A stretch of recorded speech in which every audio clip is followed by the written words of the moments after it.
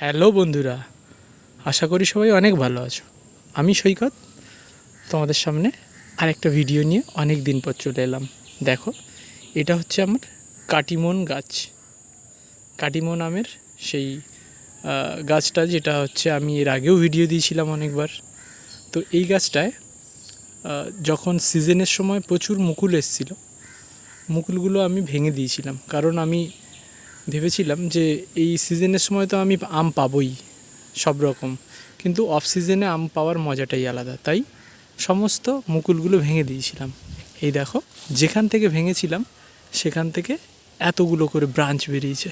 Branch বেরিয়ে গাছটা অনেক ঝপালো হয়ে গেছে। তো আজকের আগস্টের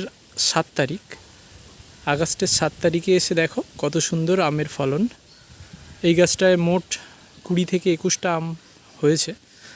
তো আরও অনেক আম হয়েছিল, কিন্তু আমি ঠিক সময় মতো পেস্টিসাইড বা ফাঙ্গিসাইড ব্যবহার না করতে পারায় সেগুলো ঝরে গেছে, নষ্ট হয়ে গেছে, এরকম হয়েছে। তো সর্বশেষ মোটামুটি 21টা মতো আম আছে গাছটায়। তো আজকে হঠাৎ করে মনে হলো যে গাছটা একটু দেখে আসি।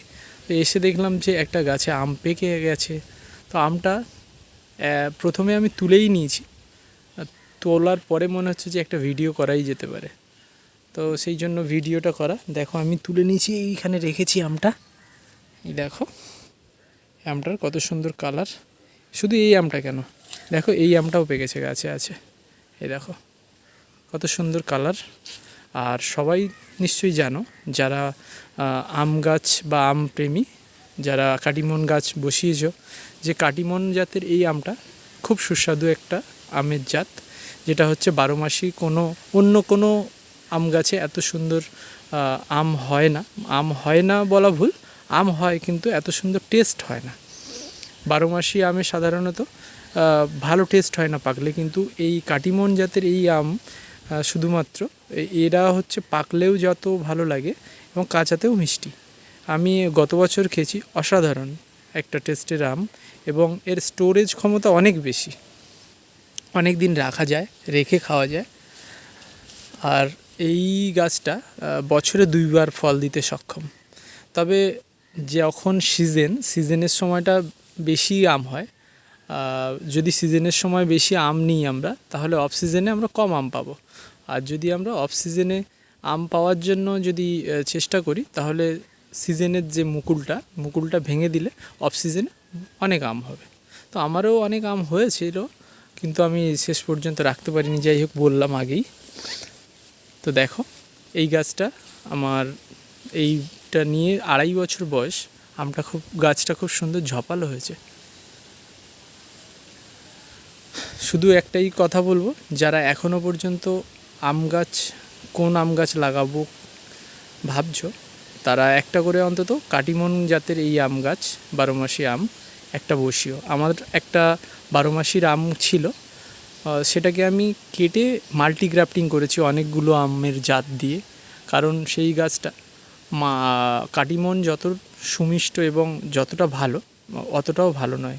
এবং শুধু সেটা কেন, আমি অনেকের গাছে দেখেছি 12 মাসি জাতের যে আমগুলো, আমাদের পাড়ায় একজন আছে, ওদের অনেক বড় আম গাছ, কিন্তু 12 মাস তাদের আম হয়ে থাকে, কিন্তু একদম ভালো না। মানে কাঁচায় তো প্রচণ্ড টক, এবং পাকলে তাকে খাওয়া যায় না, এত গন্ধ, বিচ্ছিরি গন্ধ, বাজে গন্ধ খুব। তো সেদিক থেকে কাটিমন আমি বলবো, যারা এখনও ভাবছো যে কোন গাছ বসাবো 12 মাসি, কোন গাছ বসালে ভালো আম পাবো, আমি এক কথায় বলবো, কাটিমন একটা হলেও বসানো দরকার বাগানে।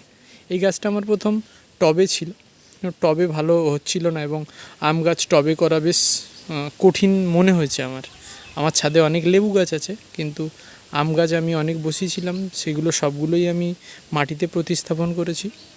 তার মধ্যে শুধুমাত্র কাটিমন গাছটাতে আম হয়েছে,